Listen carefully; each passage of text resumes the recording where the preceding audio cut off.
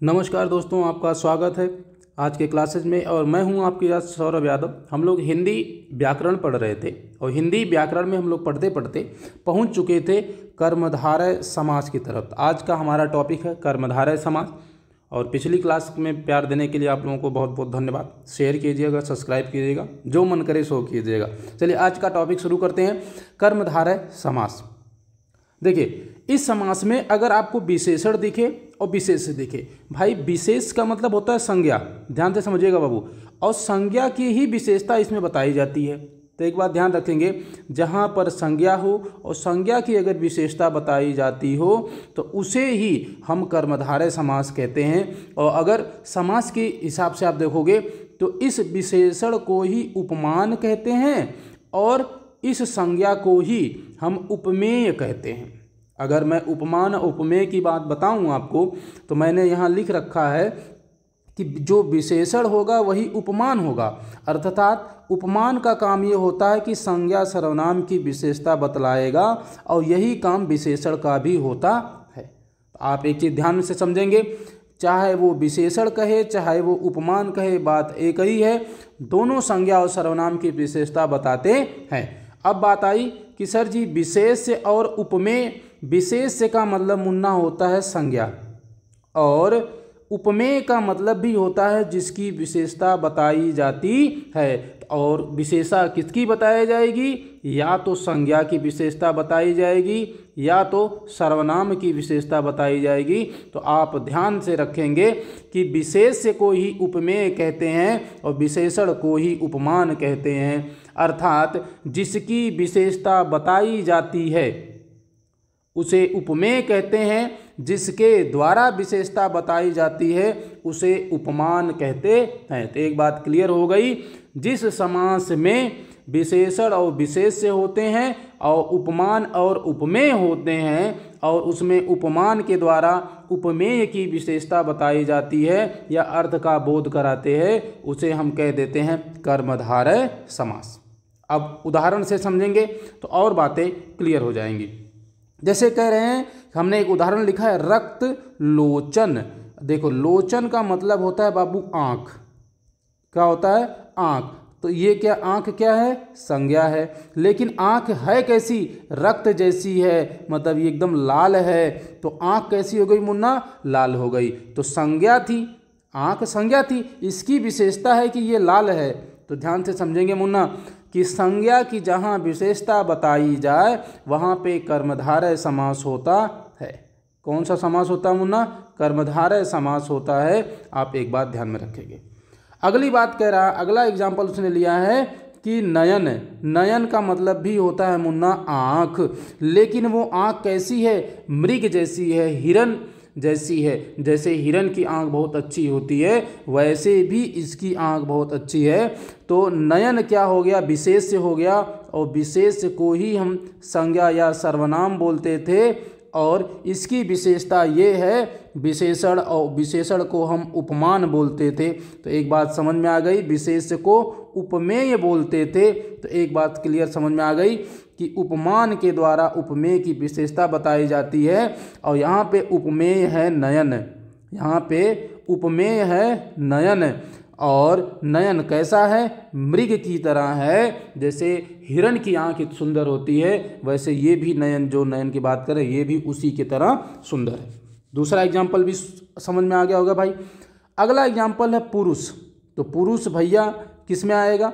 उपमेय आएगा। किस में आएगा मुन्ना? उपमेय आएगा। उपमेय का मतलब विशेष्य और का है, का मतलब होता है कायर। तो ये पुरुष की विशेषता ये है कि ये कायर है, डरपोक है। और अगर ये विशेषण है तो इसे हम उपमान भी कह देंगे। क्या बोल देंगे? उपमान भी कह देंगे। तो एक बात क्लियर हो गई, पुरुष उपमेय हो गया और कायर उपमान हो गया। तो कायर के ही द्वारा या उपमान के द्वारा ही उपमेय की विशेषता बताई जाती है। और उपमेय का मतलब मैं बार बार कह रहा हूँ कि इसे हम संज्ञा या सर्वनाम समझेंगे, इसे हम संज्ञा या सर्वनाम समझेंगे। तो बात क्लियर हो गई का पुरुष में। आगे है अगला एग्जाम्पल है कमल।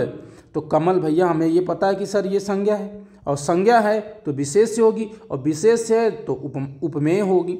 और लेकिन कमल है कैसा, नीला है, नील है, और नील है तो ये इसकी विशेषता हो गई। कमल कैसा है, नीला है, तो इसे उपमान कह देंगे। तुरंत दिमाग में ये लगाएंगे, उपमान के द्वारा उपमेय की विशेषता बताई जा रही है, जिसके कारण यहाँ पे कर्मधारय समास होगा। बात समझ आई बाबू, कौन सा समास होगा, कर्मधारय समास होगा। आगे और चीज़ों को समझेंगे। आगे कह रहा है कि सर बुद्धि है, तो हमें ये बुद्धि पता है कि बुद्धि का मतलब होता है संज्ञा, संज्ञा, और अगर ये संज्ञा है तो मुन्ना ये विशेष से हो गई, और जैसे ही ये विशेष से है इसे कहेंगे कि ये उपमेय है। और बुद्धि है कैसी, मंद बुद्धि है। बुद्धि की विशेषता क्या है कि वो मंद है, उसकी विशेषता क्या है कि वो मंद है। अगर ये विशेषण है तो इसे कह देंगे उपमान है। तो उपमान के द्वारा उपमेय की विशेषता बताई जा रही है, जिसके कारण यहाँ पे कौन सा समास होगा, कर्मधारय समास। एकदम क्लियर भाई, कोई डाउट नहीं, एकदम चंगा। एग्जाम में आएगा, गलती होगी ही नहीं, बस कॉन्सेप्ट को सीखने की कोशिश कीजिएगा। आगे है गाय। तो गाय भैया क्या होती है, संज्ञा होती है। गाय क्या होती है, संज्ञा होती है। इसकी विशेषता है कि ये नीली गाय है, नील गाय है, तो विशेषता है तो उपमान हो जाएगी, और विशेष है तो उपमेय हो जाएगी। उपमान के द्वारा उपमेय की विशेषता बताई जाए जहाँ पे, वहाँ पे हो जाएगा कर्मधारय समास। बात समझ में आई बाबू, कौन सा समास हो जाएगा, कर्मधारय समास। तो अब इन 4-5 एग्जाम्पलों से आपको कॉन्सेप्ट क्लियर हो गया है कहाँ पे कर्मधारय समास होगा और कहाँ पे नहीं होगा। अब आएंगे, आगे बात करेंगे भाई। कह रहा है कि कर्मधारय समास के 4 भेद होते हैं। तो ये पहली लाइन याद रखेंगे कि कर्मधारय समास के 4 भेद होते हैं। अब किस तरीके से भेद है, कह रहा है कि विशेषण पूर्व पद, मतलब जो पहला पद होगा वो विशेषण हो जाए। ये तो हम पढ़ ही चुके हैं कि पहला वाला पद विशेषण मिल रहा है। विशेष से पूर्व पद हो सकता है पहला पद विशेष से हो जाए, अर्थात हम कह सकते हैं पहला पद संज्ञा हो जाए या कोई सर्वनाम हो जाए। देखो, सर्वनाम हो जाए, और विशेषण है तो विशेषण, अगर पहला पद विशेषण है तो हम कह देंगे उपमान, पहला पद उपमान हो जाए। और अगर दूसरा जो, अगर पहला पद विशेष हो जाए तो हम कह देंगे कि अगर ये उपमेय हो जाए। मतलब आप एक चीज़ क्लियर समझिए, यहाँ पे एक चीज़ आपको देखो, अगर पहले उपमान आ जाए तो उसके बाद उपमेय आएगा। क्या आएगा भैया, उपमेय। लेकिन अगर उपमेय पहले आ जाएगा तो उसके बाद उपमान आएगा। क्या आएगा भैया, उपमान आएगा। तो और अगर हम कहें उपमान को हम विशेषण बोलते थे, हम क्या कहते थे भाई, विशेषण, और उपमेय को हम विशेष से बोलते थे जिसकी विशेषता बताई जाती थी। तो हमने एक चीज़ देखा कि चाहे विशेष से आगे आ जाए चाहे विशेषण आगे आ जाए, एक आएगा आगे आएगा तो दूसरा का पीछे चला जाएगा। एकदम सिंपल, तभी तो विशेषता बताई जाएगी। तो एक बात क्लियर समझ में आ गई है कि विशेषण आगे हो चाहे विशेष से आगे हो, अगर विशेषण आगे आएगा तो पीछे विशेष से चला जाएगा, विशेष से आगे आएगा तो विशेषण पीछे चला जाएगा। दोनों कंडीशन में कर्मधारय होगा। लेकिन आगे आइएगा, जो आपको कंफ्यूज करेगा उसको भी मैं क्लियर करता चलूँ। विशेषण भय पद, मतलब दोनों पद अगर विशेषण आ जाए तब, आपके दिमाग में डाउट तो आ ही रहा होगा गुरु कि सर जी अगर दोनों विशेषण हो जाए या दोनों विशेष हो जाए तब भी भाई वहाँ कर्मधारय समास होगा। बस एक बात का आपको ध्यान रखना है कि विग्रह दोनों पदों के बीच और संयोजक अव्यय नहीं आना चाहिए। अर्थात जब आप विशेषण लिख रहे हो, जब आप विशेषण, जैसे आपने लिखा नीला नीला, आपने लिखा तो ये भी विशेषण है, ये भी विशेषण है। लेकिन जब इसका हम विग्रह करें तो इसमें ऐसा नहीं है नीला और नीला, ना भैया, ऐसा और तो आना ही नहीं चाहिए। मतलब इनके बीच में और शब्द आना ही नहीं चाहिए। बात समझ में आई? नहीं उसमें द्वंद्व में चले जाओगे, कहानी गड़बड़ हो जाएगी गुरु। तो ध्यान से समझना, जहाँ पे विशेषण शब्द मिले और विग्रह करने पे और शब्द ना आए, वहाँ पे कर्मधारय समास हो जाएगा। कर्मधारय समास हो जाएगा, ये बात आपको ध्यान में रखनी है। जैसे मैं आगे समझाऊं, कहूं कि ठंडा गरम, तो ये भी विशेषण है, ये भी विशेषण है। अब ऐसा मत करना ठंडा और गरम, ना भैया कहानी गड़बड़ हो जाएगी गुरु। भला बुरा, तो भला और बुरा नहीं करेंगे, मतलब और बीच में लाना ही नहीं है, बीच में लाना ही नहीं है एकदम जबरदस्ती। सुना अनसुनी, कही अनकही, लाल पीले। अब लाल पीले का मतलब लाल और पीले मत लगाइएगा, नहीं तो आप कहानी मोह मोह हो जाएगी। दो चार, दो और चार नहीं कहेंगे, दो चार की बात हो रही है तो दो और चार नहीं कहेंगे। कृता कृत, किया गया या किया बे किया, किया और बे किया मतलब ऐसा नहीं कहेंगे किया और बे किया, ना भैया, किया जो किया गया है, बे किया मतलब जो किया नहीं गया है, और नहीं लगाना, बस ये समझिएगा बीच में और आना ही नहीं चाहिए, बस सिंपल सी बात है, ठीक है। और दोनों विशेषण हो तब भी कोई दिक्कत नहीं है। आगे जो डाउट आपके दिमाग में था कि सर अगर दोनों संज्ञा आ जाए, दोनों विशेष आ जाए, मतलब दोनों उपमेय आ जाए, और उपमेय का मतलब वो संज्ञा होगी, तो दोनों अगर विशेष हैं तब भी कोई डरने वाली बात नहीं है। जैसे आम और वृक्ष, आम वृक्ष जब लिखेंगे तो जो वृक्ष है ये भी संज्ञा है, तो इसका मतलब उपमेय, और आम जो है ये भी संज्ञा है, इसका मतलब दोनों संज्ञा आई हैं और दोनों की विशेषता बता रही है, तो यहाँ कर्मधारय समास होगा। जैसे वायस दंपति, आग गाद, गाद भी संज्ञा है, आग भी संज्ञा है। इसका मतलब है कि कर्मधारय समास में आपको जिन बातों का ध्यान में रखना है वो बातें कुछ इस प्रकार हैं, कुछ इस प्रकार हैं। क्या क्या भैया हमें ध्यान में रखना है कि सर जी अगर विशेषण आए, एक तरफ विशेषण आएगा तो दूसरी तरफ शर्त कहती है कि वो विशेष से होगा। दूसरा पद, अगर पहला पद विशेष से आ गया तो दूसरा पद विशेषण आएगा, ये कौन कहता है, ये शर्त कहती है कर्मधारय समास की। लेकिन हो सकता है कि पहला पद अगर विशेषण हो तो दूसरा पद भी विशेषण होगा, हो सकता है कि पहला पद विशेष से हो तो दूसरा पद भी विशेष से होगा। तो आपको ये बातें ध्यान में रखनी है, ये चारों बातें। तो यहाँ पे जो समास होगा वो कर्मधारय समास हो जाएगा। बस आपको इतनी बात याद रखेंगे, कर्मधारय समास गलत हो ही नहीं सकता है। तो ये प्रकार हो गए। अब देखिएगा जो मैंने आपको बताया था, अगर कह रहा है यदि वाक्य के अंत में, वाक्य में विशेषण और विशेषण की पुनरावृत्ति हो तो वहाँ कर्मधारय होगा, बात समझ में आई। लेकिन अगर संज्ञा संज्ञा की पुनरावृत्ति हो तो अव्ययी भाव समास होगा। अब जो लास्ट वाला था कि सर अगर विशेष पद दोनों आ जाए, लेकिन बस वही बात ध्यान रखनी है गुरु कि बीच में और नहीं आना चाहिए, बीच में अगर और आ गया तो कहानी गड़बड़ हो जाएगी, तुरंत अव्ययी भाव समास हो जाएगा, आपका मोय मोय हो जाएगा। क्योंकि अव्ययी भाव समास में मैंने पढ़ाया था, तो ये लास्ट में मैंने इसलिए लिख दिया ताकि आपके दिमाग पे जो डाउट हो वो खत्म हो जाए। तो बात समझ में आ गई, कर्मधारय समास कहाँ होगा और कैसे होगा, किस प्रकार से होगा। चलिए आएंगे, बात करेंगे एग्जाम्पल की। क्योंकि देखो चंद्रमुखी, उसका मुख कैसा है, चंद्र जैसा है, तो चंद्र के समान मुख, कर्मधारय समास। पाच, पचने योग्य, सुपाच मतलब बहुत अच्छे से जो पच सके, कर्मधारय समास। कर्म, लेकिन वो कैसा है, कुकर्म है, बुरा कर्म है। दुष्कर्म, कर्म लेकिन कैसा है, बुरा है। शासन, सु है, सु का मतलब अच्छा होता है, मतलब शासन हो लेकिन विशेषता है कि वो अच्छा होना चाहिए। उदयाचल, उदयाचल जो पर्वत से जिसका उदय होता है। अस्ताचल, जिसका जो मतलब अस्ताचल का मतलब हो गया जो डूबता पर्वत में है।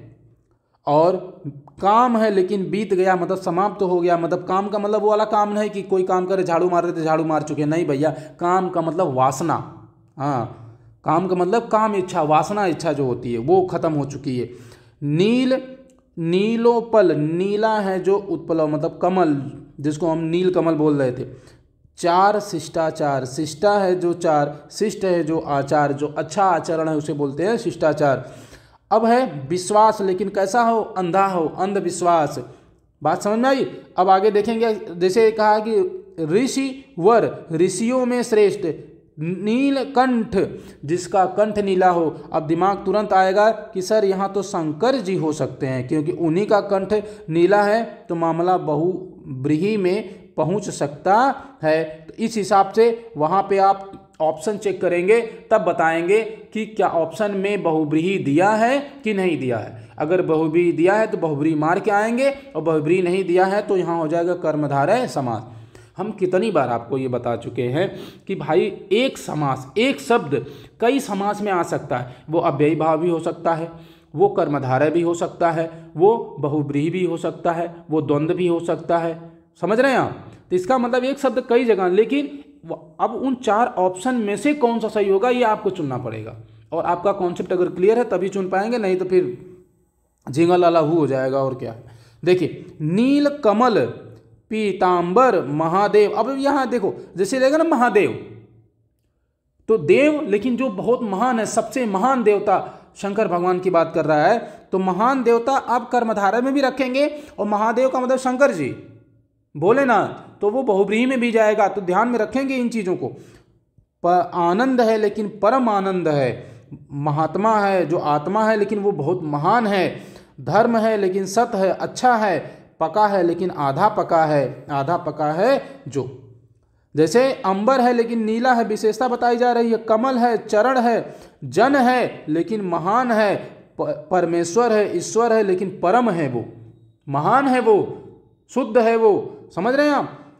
सखा लेकिन प्रिय हो, जो उसका दोस्त सबसे अच्छा हो, प्रिय सखा हो। गगन लेकिन नीला हो, तो विशेषता दिख रही है आपको कि भाई एक संज्ञा होगा दूसरा का विशेषण हो ही जाएगा, सिंपल सी बात है। नयन हो लेकिन कमल जैसा हो। अब देखो नयन भी यहाँ संज्ञा है और कमल भी यहाँ संज्ञा है, दोनों हैं, लेकिन उसके बाद भी कर्म धारण होंगे, क्योंकि आपको ध्यान में रखना है। देखो कमल के समान है जो नयन, अब ऐसा नहीं कहेंगे कमल और नयन, अगर कमल और नयन कह देंगे तो झींगा लालाहू हो जाएगा, गलत हो जाएगा बाबू। तो एक चीज़ ध्यान रखेंगे, श्याम है लेकिन घन है। अब घनश्याम को श्री कृष्ण की बात करेंगे, बहुव्रीहि में भी चला जाएगा। आप कहेंगे सर जी वहाँ तो अपवाद हो जाएगा, भैया अपवाद हो जाएगा, लेकिन जब ऑप्शन में ही नहीं होगा तो फिर अपवाद काहे का? फिर आयोग पागल थोड़ी है कि जो क्वेश्चन बनाएगा। आगे हैं एकाग्र चित्त, चित्त कैसा है? एक ही जगह स्थिर है। वर्धक लेकिन कैसा है? शक्ति है, शक्ति है जो वर्धक। धवल और तुषार, तुषार का मतलब बर्फ, धवल का मतलब सफ़ेद, जो बर्फ कैसी है? सफ़ेद है। अब देखो यहाँ देखो लाल, लाल, लाल भी विशेषण और लाल भी विशेषण, दोनों विशेषण विशेषण आया है। इसका मतलब लाल और लाल नहीं होगा गुरु, अत्यधिक लाल होगा, एकदम जो एकदम मतलब चाँप के लाल हो, एकदम लाल हो जाए, ये वाली बात। हरा और हरा, अत्यधिक हरा। काला, काला, अत्यधिक काला। आप कहें नहीं काला और काला नहीं कहेंगे गुरु, अगर काला और काला कह दिए तो कर्मधारय नहीं होगा। मतलब आप विग्रह करते समय इन बातों का ध्यान में रखेंगे तब मामला बनेगा। हरा कच्च, हरा कच्च, जो कच्चा भी है और हरा भी है, लेकिन और नहीं लगाएंगे बीच में, ये बात ध्यान में रखेंगे। चलिए, तो मुझे लगता है कि एकदम कर्मधारय समाज में अब किसी प्रकार का कोई भी डाउट नहीं है, ठीक है। अगर कोई डाउट हो तो कमेंट बॉक्स में लिखिएगा। वीडियो अच्छी लगी हो, मेहनत मेरी अच्छी लगी हो तो आप अपने दोस्तों में शेयर कीजिएगा, चैनल को सब्सक्राइब कीजिएगा, उसके बाद आगे बढ़िएगा। चलिए, आप लोगों को बहुत बहुत धन्यवाद, थैंक यू, जय हिंद, वंदे मातरम।